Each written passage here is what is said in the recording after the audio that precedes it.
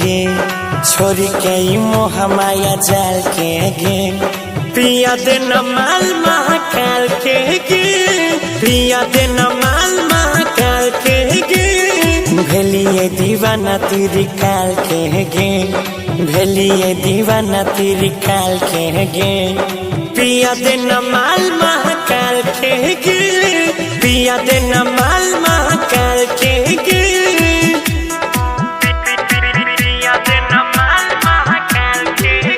Ganpati recording studio Bhawanipur.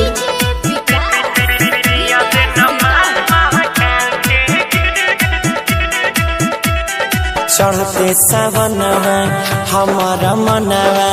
पागल भेलै भोला में गाजा से मजा मिलै छै ज्यादा पियल भंगिया गोला में हमरा मेवा के मलाई भवन छै बम लेके हाथ में चिलम तनी मार देने दम बनावे दे मुड फिलहाल के गे बनावे दे मुड फिलहाल के गे पिया दे माल महाकाल के गे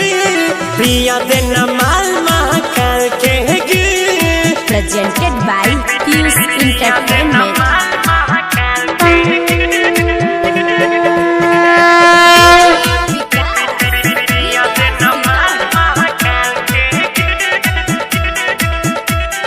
भोला नजर के भक्ति असर के मिले छे पावर कवरिया में बाबा के बूटी सुरक्षा के ड्यूटी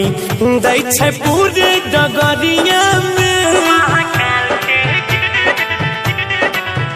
पूरा झूम छे जमाना करी बोलो बम के सोरी बाजे गौरव के गाना हिले कमर बेजोर सौरभ सूर्या के बात टाल के गे राजेश के बात सुने टाल के गे।